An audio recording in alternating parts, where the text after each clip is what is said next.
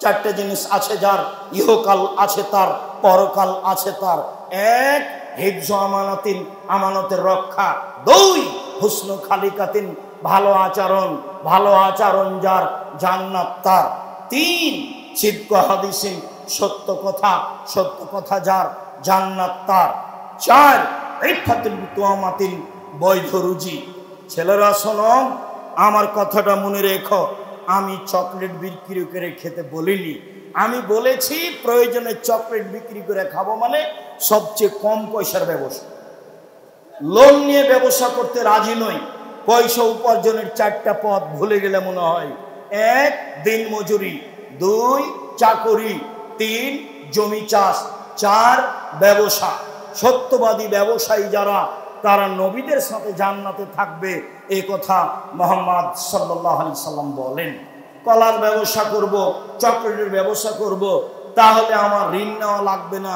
20, 30, 40 বছর লাগবে আমাকে একটা বড় ব্যবসায়ী হতে। আমি কলিকাতায় হিরোইন কিনলাম, ঢাকায় বিক্রি করলাম, তার নাম আমি বড় ব্যবসায়ী। ভুল হিসাব। সম্মানিত দিনী ভাই বোন, বলছিলাম যারা দুনিয়াতে বয়স বেশি করতে চায়, যারা দুনিয়াতে রুজি বেশি করতে চায়, টাকা পয়সা বেশি করতে চায়, অর্থ সম্পদ বেশি করতে চায়, এক, তাদেরকে সদাচরণ করতে হবে। সদাচরণ করলে বয়স বেশি হয়, সদাচরণ করলে টাকা পয়সা বেশি হয়, এই কথা মুহাম্মদ সাল্লাল্লাহু আলাইহি সাল্লাম বলেন। তিনি বলেন মানুষ দোয়া করে তার ভাগ্যের পরিবর্তন ঘটাতে পারে। হাত পরিষ্কার করে ধুইলে, মাস্ক লাগালে করোনা ধরবে না, এই কথা মিথ্যা। আমি কোনোদিন 1 মিনিটের জন্য করোনা মানিনি, কোনো জায়গায় আমি মানিনি। আমি ঢাকায় এক লোককে দেখতে গেছি, তোর ছেলে মেয়ে বলছে হুজুর ভিতরে আসেন না, হুজুর ভিতরে আসেন না, হুজুর ভিতরে আসেন না, আপনারা বেঁচে থাকেন এটাই কামনা করি। নাই ছেলে, তোমার বাপের গায়ে হাত দিয়ে দোয়া পড়বো। এতে যদি আমাকে করোনা হয়, আমি বলবো না তোমার বাপের কারণে হয়েছে। আমি জানি রাসূল সাল্লাল্লাহু আলাইহি ওয়াসাল্লাম বলেছেন পৃথিবী সৃষ্টির 50,000 বছর পূর্বে আমার জন্য 4টা জিনিস লেখা হয়েছে। পৃথিবীর প্রত্যেকটা মানুষের জন্য লেখা হয়েছে। এক, মরণ। দুই, জীবন। তিন, রুজি। চার, রোগ ব্যাধি। সেদিন যদি আমার করোনা লেখা হয়ে থাকে, আর আমি যদি আজ পাথরের মধ্যে ঢুকে যাই, তবুও করোনা রক্ষা হবে না। কেন? লেখাই আছে, তার নাম ভাগ্য। শোনো, তোমার আব্বাকে দেখতে এসে ভাগ্য অস্বীকার করে আমি আব্দুর রাজ্জাক বিন ইউসুফ মরতে রাজি নই। আমি ভাগ্যকে সামনে রেখেই, তাকদীরকে বিশ্বাস করেই তোমার বাপের গায়ে হাত দিয়ে দোয়া পড়ে যাব, যা হবে হবে। যদি করোনা হয়, আমি বলবো না তোমার বাপের কারণে। পৃথিবী সৃষ্টির 50,000 বছর পূর্বে লেখা ছিল, তাই হয়েছে। পৃথিবীতে দোয়াই আপনার তাকদীর পরিবর্তন করতে পারে, ভাগ্য পরিবর্তন করতে পারে, অর্থ সম্পদ বেশি করতে পারে, জীবনের সুখ শান্তি আনতে পারে। সম্মানিত দিনী ভাই বোন, শুনুন, সহজে জান্নাত যাওয়ার পথ। এক, সচ্ছল অসচ্ছল অবস্থায় দান করতে হবে। দুই, রাগ দমন করতে হবে। রাগ দিয়ে কোনো কাজ নিতে হবে না। কাজ মিনাল গায়ব। রাগ দিয়ে কোনো কাজ নিতে হবে না। ভাইয়ের সাথে হোক, বোনের সাথে হোক, চাচার সাথে হোক, দলের সাথে হোক। আমি তো দেখেছি খুব, যারা আমাকে গালি দেওয়া শুরু করে, তারা আমার মা বোন দিয়ে শুরু করে। এরপরে যখন তার গালি দেওয়া শেষ হয়, কথা বন্ধ করে, তখন আবার আমি রিং দিয়ে বলি, ভাইজান আর কি কোনো গালি ছিল, বা আর কিছু বলবেন কি? আমি তার গালির প্রতিবাদ করতে হবে, এই পাতা আমি কোনোদিন পড়িনি। আমার জীবনে বড় ত্যাগ। এক, মানুষের প্রতিশোধ নেব না ইনশাআল্লাহ। দুই, মানুষের পিছনে কথা বলবো না, অর্থাৎ বদনাম করবো না। দেখি কি হয়, আছি তো ঠিক। 1 মিনিটের জন্য কোনোদিন দল মাযহাবের কথা বলি না, কোনোদিন সরকারি হিসাব করি না, কোনোদিন কোনো মাওলানাকে নিয়ে হিসাব করি না। ওর যা ভালো লাগছে বলে যাক। আমার মাথা ধুয়ে ছেড়ে যদি দেয়, তবু আমি তার বিরুদ্ধে কথা বলবো না। আমাকে যদি ধুয়ে ছেড়ে দেয়, তবু আমি তার বিরুদ্ধে কথা বলবো না। সেই পাতা আমি পড়ি না। সদাচরণ। সম্মানিত দিনী ভাই বোন, সদাচরণ দিয়ে দামি জান্নাত পাওয়া যায়। সদাচরণ মানে নাকি সাহাবীগণ বলছেন, আল্লাহ রাসূল, সবচেয়ে আল্লাহর দেওয়া বড় নিয়ামত কি? তো আল্লাহ রাসূল বললেন, সদাচরণ। 2 হাত নিয়ামত, তবে সবচেয়ে বড় নয়। 2 পা নিয়ামত, তবে সবচেয়ে বড় নয়। অর্থ সম্পদ নিয়ামত, তবে সবচেয়ে বড় নয়। ছেলে মেয়ে নিয়ামত, তবে সবচেয়ে বড় নয়। সবচেয়ে বড় নিয়ামত হলো সদাচরণ। জাতিকে বুঝাতে পারলাম না সদাচরণ কি জিনিস। রাসূল সাল্লাল্লাহু আলাইহি সাল্লামকে জিজ্ঞাসা করে, আল্লাহ নবী, পাপ কি জিনিস, নেকি কি জিনিস? পাপ কি জিনিস, নেকি কি জিনিস? আল্লাহ রাসূল বললেন, নেকি হলো সদাচরণ। তখন তিনি বললেন না নেকি হলো হজ, তখন তিনি বললেন না নেকি হলো রোজা, তখন তিনি বললেন না নেকি হলো কোরআন তেলাওয়াত। তিনি উত্তরে বললেন, নেকি হলো সদাচরণ। আবু হুরায়রা রাদিয়াল্লাহু তাআলা আনহু বলেন, রাসূল সাল্লাল্লাহু আলাইহি সাল্লাম বলেছেন, সদাচরণ, আল্লাহ তাআলা বলেন, সদাচরণ রহমান থেকে নির্গত হয়েছে। সদাচরণ রহমান থেকে নির্গত হয়েছে। আল্লাহ তাআলা বলেন, সদাচরণ, মান ওয়াসালাকে ওয়াসালতুহু, তোমাকে যে নিবে আমি আল্লাহ তাকে নিব। ওমান কাতাকে কাতাতহু, তোমাকে যে ছেড়ে দিবে আমি আল্লাহ তাকে ছেড়ে দিব। দলীয় দাপ দেখিয়ে একদিন বসবাস করেছে যে, তার সাথে আল্লাহ নেই। চাচাকে চাচিকে, ভাইকে বোনকে অপমান করে দিন কাটিয়েছে যে, তার সাথে আল্লাহ নেই। আপনাকে এটা বুঝে নিতে হবে। ক্ষমতা দেখিয়ে, অর্থের যে কোনো বিদ্যার যে কোনো ক্ষমতা দেখিয়ে বসবাস করেছে যে, তার সাথে আল্লাহ নেই। সদাচরণ, তোমাকে যে নিবে আমি তাকে নিব। সদাচরণ, তোমাকে যে ছেড়ে দিবে আমি তাকে ছেড়ে দিব। আয়েশা রাদিয়াল্লাহু তাআলা আনহা বলেন, সদাচরণ আরশ ধরে এভাবে ঝুলন্ত অবস্থায় আছে। সদাচরণ আল্লাহর আরশ ধরে ঝুলন্ত অবস্থায় আছে। থেকে বলে, পৃথিবীর মানুষ শুনে রেখো, মানুষ সালেনি ওয়াসাহুল্লাহ, যে আমাকে নিবে আল্লাহ তাকে নিবে। ওমান কাতানি কাতাহুল্লাহ, আমাকে যে ছেড়ে দিবে আল্লাহ তাকে ছেড়ে দিবে। সদাচরণ নেই যার, আল্লাহ নেই তার। সদাচরণ নেই যার, আল্লাহ নেই তার। সদাচরণ আছে যার, আল্লাহ আছে তার। ভালো চাল চলন যার, আল্লাহ আছে তার। ভালো চাল চলন নয় যার, আল্লাহ নেই তার। সম্মানিত দিনী ভাই বোন, আবু মুসা আশআরী রাদিয়াল্লাহু তাআলা আনহু বলেন, পৃথিবীর মানুষ শুনে রেখো, আল মুমিন লিল মুমিন কাল বুনিয়ান, সদাচরণ দেখা চালানোর বাস্তবায়ন। সদাচরণ, পৃথিবীর মানুষ শোনা, এই সদাচরণ একটা আর একটার মধ্যে ঢুকে গেল, এর নাম সদাচরণ। যারা এরকম থাকতে পারে না, তার ভিতরে সদাচরণ নেই। নুমান ইবনে বাশির বলেন, পৃথিবীর মানুষ শুনে রাখো, আল মুমিনুনা কারাজুলুন ওয়াহিদ, সারা পৃথিবীর মানুষ একজন মানুষ। মাথা ব্যথা করলে সম্পূর্ণ শরীরে ব্যথা হয়, চোখ ব্যথা করলে সম্পূর্ণ শরীরে ব্যথা হয়। লোকটা বিপদে পড়েছে, আমিও ব্যথা পাচ্ছি। ভাইজান কি সমস্যা বলেন? টাকা লাগবে, তার নাম সদাচরণ। ভাইজান অ্যাম্বুলেন্স নিয়ে আসবো, তার নাম সদাচরণ। ভাইজান ডাক্তার ডেকে নিয়ে আসবো, তার নাম সদাচরণ। ভাইজান কোনো ধার কর্জ লাগবে, তার নাম সদাচরণ। ভাইজান আমি কোনো উপকার করতে পারি, তার নাম সদাচরণ। পাল্টা বলছে বিপদে পড়েছে, ঠিক হয়েছে, ঠিক হয়েছে, ঠিক হয়েছে, উচিত হয়েছে। আমার চোখের সামনে 2টা ঘটনা আছে, আমার চোখের সামনে।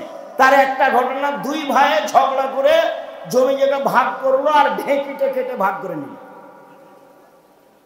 এটা আমার চোখের সামনে, ঢেঁকি কেটে ভাগ করে নিয়েছে 2 ভাই। তো এক ভাই ওখানে থাকবে না, তো বলছে, এই শোন, আমার ভাগটা এমন লোকের কাছে বিক্রি করব, তোকে তো দিব না, দিবই না, যে লোক তোকে গুতাতে পারে। এক ভাই আর এক ভাইকে বলছে। আর আমার চোখের সামনে এক দলের লোক আর এক দল পরাজয় হলে গরু জবাই করলো, এটা আমার চোখের সামনে। গরু জবাই করে খুশি মানাচ্ছে। ধর্ম কাকে বলে? তাহাজ্জুদ পড়ে ধর্ম টিকে না। রাসূল সাল্লাল্লাহু আলাইহি সাল্লাম বলছেন, জিজ্ঞাসার উত্তরে, আল্লাহর নবী, অমুক মহিলা বেশি বেশি সালাত আদায় করে, বেশি বেশি দান খায়রাত করে, বেশি বেশি সিয়াম পালন করে, তবে প্রতিবেশীর সাথে ভালো আচরণ করে না। আল্লাহ রাসূল বলেন, হে ফিন্নার, জাহান্নামে যাও। বেশি বেশি সালাত আদায় করে, বেশি বেশি সিয়াম পালন করে, বেশি বেশি দান খায়রাত করে, প্রতিবেশীর সাথে ভালো আচরণ করে না, আল্লাহ রসুল বললেন জাহান্নামে যাবে। আল্লাহ নবী অমুক মহিলা তেমন বেশি সালাত আদায় করে না, তেমন বেশি সিয়াম পালন করে না, তেমন বেশি দান খায়রাত করে না, তবে প্রতিবেশীর সাথে ভালো আচরণ করে। আল্লাহ রসুল বললেন হে আফিল জান্নাহ, ও জান্নাতে যাও। আপনি আর আমি যেভাবে পৃথিবীকে বুঝেছি সেইভাবে পৃথিবী নয়। আল্লাহ রসুল বলছেন যে পৃথিবী তোমাকে ধোঁকা দিচ্ছে, তুমি বুঝতে পারো না। ফাত্তাকুদ দুনিয়া ওয়াত্তাকুন নিসা, পৃথিবীর মানুষ দুনিয়া থেকে বেঁচে থাকো, নারী থেকে বেঁচে থাকো। পৃথিবীর মানুষ দুনিয়া থেকে বেঁচে থাকো, নারী থেকে বেঁচে থাকো। পৃথিবী হচ্ছে অত্যাধুনিক যন্ত্র, আপনার কথা কর্ম সব ধরে রেখেছে ছবি সহ। বিচারের মাঠে আপনাকে দেখানো হবে, সব চলে আসবে আপনার সামনে। তখন আপনি দেখতে পাবেন ভাবির সাথে কিভাবে কথা বলেছেন, বোনের সাথে কিভাবে কথা বলেছেন, বান্ধবীর সাথে কিভাবে কথা বলেছেন, সব বুখারী মুসলিমের হাদিস। এই জন্য পৃথিবী থেকে বেঁচে থাকতে হবে সাবধান। 2, নারী থেকে বেঁচে থাকতে হবে সবাই জানি। রাসূল সাল্লাল্লাহু আলাইহি ওয়াসাল্লাম বলছেন মা তারাকতু বাদি ফিতনাতান আযালুল রিজালি মিনান নিসায়ে, আমি ছাড়িনি পৃথিবীতে মানুষের জন্য বেশি বিপজ্জনক বস্তু হচ্ছে পুরুষের জন্য সবচেয়ে বেশি বিপজ্জনক বস্তু। তিনি বলছেন ও নারী জাতি, তোমরা এমন জাতি বুদ্ধিমানের বুদ্ধিকে নষ্ট করতে পারো। ও নারী জাতি, তোমরা এমন জাতি বুদ্ধিমানের বুদ্ধিকে নষ্ট করতে পারো। একবার একটা মেয়ে গাড়িতে বসে আছে, খালি আপনাকে বলেছে হাসি মুখে বসেন ভাইয়া। এখন আপনার অন্তর হারিয়ে গেছে, নিজের কন্ট্রোলে আর নেই, শয়তান এখন কন্ট্রোলে করেছে। আপা কি করেন, আপা কোন ক্লাসে পড়েন, কি অবস্থায় আছেন, যতক্ষণ পর্যন্ত গাড়ি থেকে না নামবে ততক্ষণ আপনি ধরে রাখতে পারবেন না, তার নাম শয়তান। আল্লাহ রাসূল বলছেন ইল্লাল মারাতা তুকবালু ফি সূরাতি শয়তান ও তুকবালু ফি সূরাতি শয়তান, মহিলারা শয়তানের বেশ ধরে আসে, শয়তানের বেশ ধরে যায়। মহিলারা শয়তানের বেশ ধরে আসে, শয়তানের বেশ ধরে যায়। দিনী বোন, আপনাকে আমি কষ্ট দিই, আমি অনুবাদক। মুহাম্মদ সাল্লাল্লাহু আলাইহি ওয়াসাল্লাম এভাবেই বলেছে। তবে মুহাম্মদ সাল্লাল্লাহু আলাইহি ওয়াসাল্লাম এ কথা বলেছেন, একটু 2-1 আছেন মিডিয়া আপনার কাছে যাবে সময়ের গতিতে। শুনুন, আরে আপনাকে আমি শয়তান বলবো কেন? আপনাকে তো আমি খাদিজার মতো মনে করি। দেখবেন 1 মিনিট, এ দেখেন খাদিজা। আবু হুরায়রা রাদিয়াল্লাহু তাআলা আনহু বলেন জিবরাইল রাসূলের কাছে আসলেন। জিবরাইল বলছেন হাজি খাদিজা, এই যে খাদিজা আতাত আসছে, মাহা এনাউন, তার সাথে আছে একটা পাত্র, তাতে আছে খাদ্য, তাতে আছে তরকারি। খাদিজা আসছে, তার সাথে আছে একটা পাত্র, তাতে আছে খাদ্য, তাতে আছে তরকারি। ফাইজা আতাতকা, যখন খাদিজা আপনার কাছে চলে আসবে তখন খাদিজাকে বলবেন খাদিজা আল্লাহ তোমাকে সালাম দিয়েছে। 1, 2, খাদিজা জিবরাইল তোমাকে সালাম দিয়েছে। 3, খাদিজা জিবরাইল আমাকে বললেন তোমার জন্য জান্নাতে একটা ঘর তৈরি করা হয়েছে হীরা মুক্তা মাণিক্য দিয়ে, যেখানে কোনো হইচই নেই, যেখানে কোনো কষ্ট ক্লেশ নেই। বুখারী মুসলিম। তো খাদিজা তো মানুষ। আল্লাহ রাসূলকে বললেন খাদিজাকে যে শয়তানের বেশ ধরে আসে, শয়তানের বেশ ধরে যায়। দেখবেন রাসূল সাল্লাল্লাহু আলাইহি ওয়াসাল্লাম বলছেন যে সবচেয়ে উত্তম সম্পদ, দামি সম্পদ যার যাকাত লাগে না, সবচেয়ে উত্তম সম্পদ, দামি সম্পদ যার যাকাত লাগে না, 1 লিসানুন যাকির, ওই জিহ্বা দামি সম্পদ, যেই জিহ্বা সুবহানাল্লাহ আলহামদুলিল্লাহ আল্লাহু আকবার বলতে পারে, জিকির করতে পারে। এটা হলো পৃথিবীতে সবচেয়ে দামি সম্পদ। এই ছেলে, সবচেয়ে দামি সম্পদ কি? জিহ্বা। জিহ্বা কিন্তু বিপদে ফেলে। রাসূল সাল্লাল্লাহু আলাইহি ওয়াসাল্লাম বলছেন সঙ্গী সাথী বলতে পারো মানুষকে পিছন দিক থেকে জাহান্নামে ধাক্কা মেরে নিক্ষেপ করে কি? সঙ্গী সাথী বলতে পারো মানুষকে পিছন দিক থেকে ধাক্কা মেরে জাহান্নামে নিক্ষেপ করে কি? সঙ্গী সাথী বলতে পারো মানুষকে পিছন দিক থেকে ধাক্কা মেরে জাহান্নামে নিক্ষেপ করে কি? এই কথা বলতে বলতেই ফাঁকা দিলেছেন জিহ্বা। দেখো জিহ্বা, জিহ্বা মানুষকে পিছন দিক থেকে ধাক্কা মেরে জাহান্নামে নিক্ষেপ করে। মুখ ব্যবহার করবেন না। পৃথিবীর মানুষ শুনে রেখো, মাইয়াজমান লি মা বাইনা লাহিয়াহে ওয়া মা বাইনা রিজলাইহা ফালাহু জান্নাহ। কেউ যদি মুখের জিম্মেদারি নিতে পারে, কেউ যদি জেনা করব না বলে জিম্মেদারি নিতে পারে, আমি মুহাম্মদ সাল্লাল্লাহু আলাইহি সাল্লাম তাকে জান্নাতে নিয়ে যাওয়ার জিম্মেদারি নিলাম। কিভাবে নিয়ে যেতে হয় সেটা আমার ব্যাপার, কি করতে হবে সেটা আমার ব্যাপার। এক, মুখ দিয়ে কারোর বিরুদ্ধে যাবে না, মুখ দিয়ে কারোর বদনাম করবে না। সাবধান, সাংবাদিক গেছে জামিয়া সালাফে, পুরাতন কথা আমাকে জিজ্ঞাসা করছে, তখন আমি বলছি রুজি উপার্জনের আর কোনো পথ পাওনি? হারাম পথে রুজি উপার্জন করতে এসেছো কেন? আল্লাহ নবী বলছেন, মান সাতারা মুসলিমান সাতারাহুল্লাহ ফিদ দুনিয়া ওয়াল আখিরা। কেউ যদি মুসলমানের দোষ ত্রুটি ঢেকে রাখে, আল্লাহ বিচারের মাঠে তার দোষ ত্রুটি ঢেকে রাখবেন। এদিকে বাস্তব বুখারীর হাদিস দেখায়, এই মানুষের দোষ ত্রুটি ঢেকে রাখে যে, তাকে বিচারের মাঠে আল্লাহ পাশে নিয়ে আসবেন। পাশে নিয়ে এসে তার হাতের আড়ালে নিয়ে এসে বলবেন, এই যে পাপ, এগুলো চিনতে পারো কি? কার পাপ? জি চিনতে পারি, এগুলি আমার পাপ। তুমি কিছু বলতে চাও কি? জি না, আমি কিছু বলতে চাই না। আমার ফেরেশতারা অন্যায় লিখেছে, এটি কি বলতে চাও? জি না, আমি তা বলতে চাই না। তখনও বুঝেছে জাহান্নামে আমি চলে গেছি। আল্লাহ বলছেন, শোনো, তুমি মানুষ হিসেবে যদি মানুষের দোষ ত্রুটি গোপন রাখতে পারো, আরে তুমি মানুষে যদি মানুষের দোষ ত্রুটি ঢেকে রাখতে পারো, আমি আল্লাহ তোমার দোষ ত্রুটি ঢেকে রাখতে পারি না? যাও, তোমাকে জান্নাতে দিয়ে দিলাম। উপদেশ বইয়ের ভূমিকাতে হাদিস আছে, দেখেন আপনি। জাতির যদি রাস্তাঘাট করে দিতে না পারি, জাতির যদি স্কুল কলেজ করে দিতে না পারি, জাতিকে চূড়ান্ত সঠিক ধর্ম দিতে পারবো ইনশাআল্লাহ। আমি গড়তে চাচ্ছি জামিয়া সালাফিয়া, দেশের জনগণের ছেলে মেয়েকে উন্নত মানের শিক্ষা দিয়ে, বাংলা ইংরেজি আরবি উন্নত মানের শিক্ষা দিয়ে জাতির অন্যায়ের বিরুদ্ধে লড়তে চাই। মুখে কলমে মিডিয়ায় লড়বই ইনশাআল্লাহ। লড়ে যাচ্ছি, জীবন বাজি রেখে লড়ে যাব।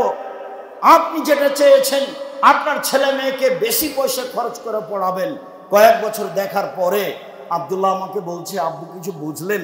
হ্যাঁ দেখো, তাহলে তো মানুষ যেটা বলছে সেটা করাই লাগে, তাহলে নেবরাসি স্কুল খুলো, তাহলে গার্জেন বুঝবে না আমার ছেলে ইংরেজি শিখেছে।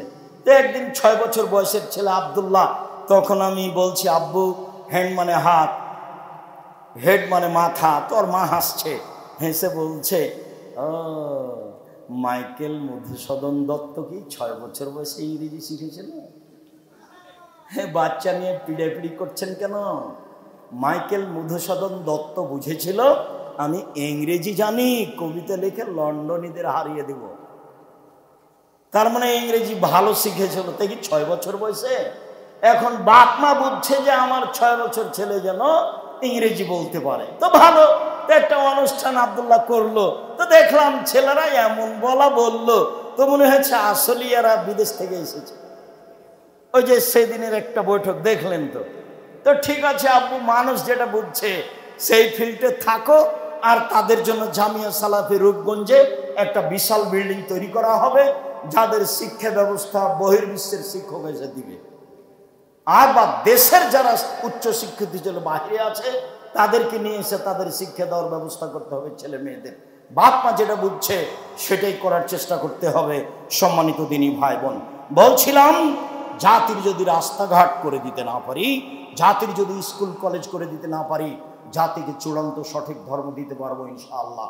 পৃথিবীর মানুষ, আমি আশঙ্কা করে যাচ্ছি আমার উম্মতের উপরে, এক আইম্মাতাম মুজিল্লিন, ভ্রান্ত হুজুর, হুজুর হবে ভ্রান্ত, এটা আমার ভয়।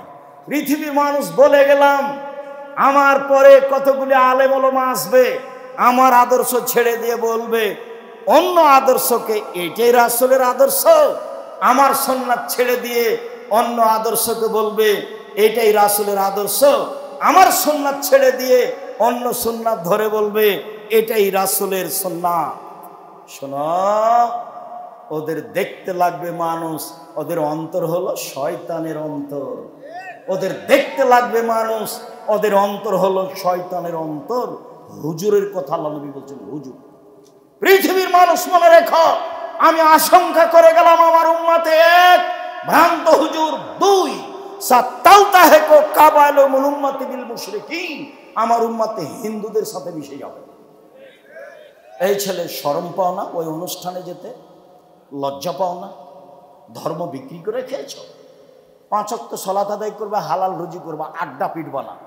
1 5 ওয়াক্ত সালাত, 2 হালাল রুজি, 3 কোরআন তেলাওয়াত, 4 আড্ডা পিটা নিষেধ।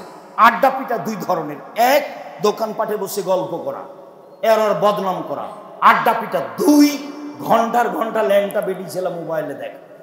এই দুটাই হচ্ছে আড্ডা পিটা।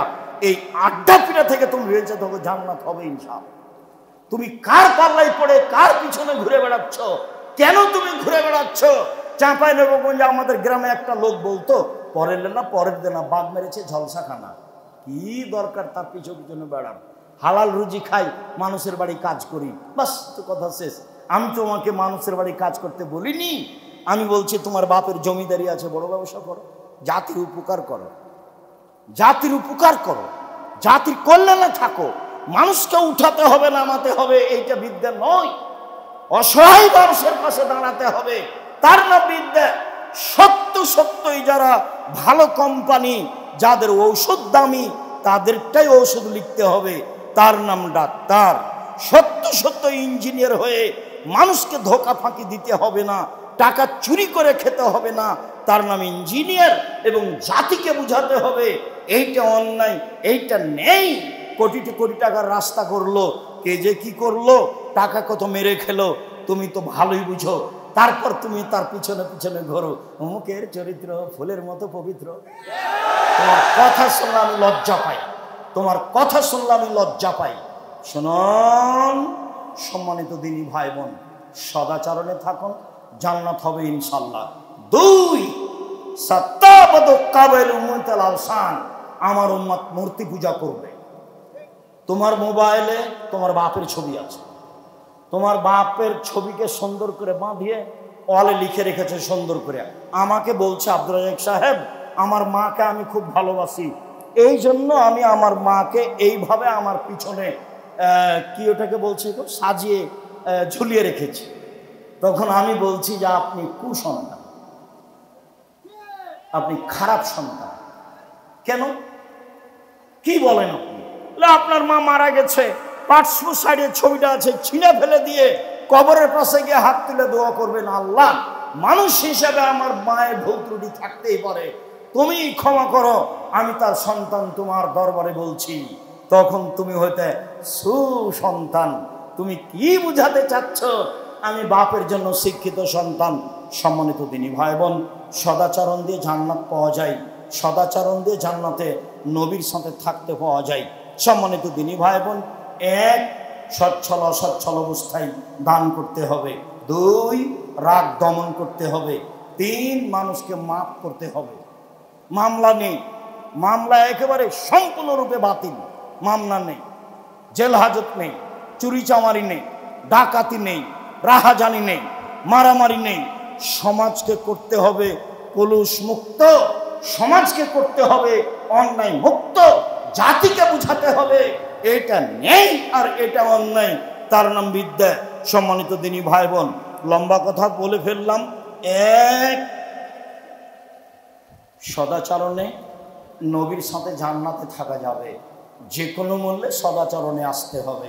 2 ছেলে মেয়ে যেন জাতির উপকারে আসে, এইভাবে ছেলে মেয়েকে ভালো মানের শিক্ষা দিতে হবে, যেখানে বিদ্যা হবে শিরক মুক্ত, বিদআত মুক্ত। 3 জামিয়া সালাফের সব কাজকে আন্তরিকভাবে মূল্যায়ন করার জন্য অনুরোধ জানাচ্ছি। টেকনাফ থেকে তেঁতুলিয়া পর্যন্ত, তেঁতুলিয়া থেকে টেকনাফ পর্যন্ত মক্তব গড়তে হবে, এটা আব্দুল্লাহর বড় আশা।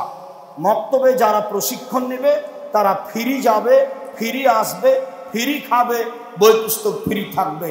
বড় একটা মহৎ উদ্দেশ্য নিয়ে মক্তব চালু করা হয়েছে। সম্মানিত দিনী ভাই বোন, বলছিলাম আল ইতিসাম টিভি, যেটা আপনার কাছে দিন ধর্ম পৌঁছানোর জন্য আলেম ওলামা রাখা হয়েছে, প্রস্তুতি নিয়ে তারা দিন কাটাচ্ছে। 3, 4 আল ইতিসাম পত্রিকা, 12-14 জন মুফতি রয়েছে, 50টা প্রশ্নের উত্তর দেওয়া হয়। আমি তাদের কাছ থেকে কয়েক হাজার টাকা দিয়ে পুরাতন পত্রিকাগুলো কিনে নিয়েছি, আপনার সাথে একটা নতুন পত্রিকা আর একটা ফ্রি দেওয়ার জন্য। যাওয়ার সময়তে একটা নতুন পত্রিকা নিতে হবে আর একটা ফ্রি পত্রিকা নিতে হবে। জামিয়া সালাফের সব কাজের সাথে আন্তরিকভাবে সম্পৃক্ত থাকতে হবে। সামনে মাসের 6-7 সালাফি কনফারেন্স রাজশাহী যেতে হবে। জামিয়া সালাফি প্রায় 5000 ছেলে মেয়ে পড়াশোনা করে, প্রায় 300 জন শিক্ষক শিক্ষিকা শিক্ষাদান করেন, প্রায় 500-র অধিক এতিম অসহায় রয়েছে। বাংলাদেশের সর্ববৃহৎ প্রতিষ্ঠান জামিয়া সালাফিয়া আয়াতনে, শিক্ষকগণে, শিক্ষক সংখ্যায়, শিক্ষা মানে, ছাত্রতে দেশের সবচেয়ে বড় প্রতিষ্ঠান জামিয়া সালাফিয়া। দেশের শিরক মুক্ত প্রতিষ্ঠান জামিয়া সালাফিয়া, দেশের বিদআত মুক্ত প্রতিষ্ঠান জামিয়া সালাফিয়া, দেশের দল মুক্ত প্রতিষ্ঠান জামিয়া সালাফিয়া, দেশের সংগঠন মুক্ত প্রতিষ্ঠান জামিয়া সালাফিয়া, দেশের হিংসা মুক্ত প্রতিষ্ঠান জামিয়া সালাফিয়া। জামিয়া সালাফিয়া দেখার জন্য আন্তরিকভাবে অনুরোধ জানিয়ে, সামনে 6-7 উপস্থিত হওয়ার আন্তরিকভাবে অনুরোধ জানিয়ে, আজকে যেসব বই পুস্তক আছে সেগুলি সংগ্রহ করার আন্তরিকভাবে অনুরোধ জানিয়ে, আজকের আলোচনা রয়েছে উপদেশ বইয়ে, আলোচনাগুলি দেখার জন্য অনুরোধ জানিয়ে শেষের দিকে চলে আসলাম। আমাদের বইগুলি হাতের ডান দিকে আছে।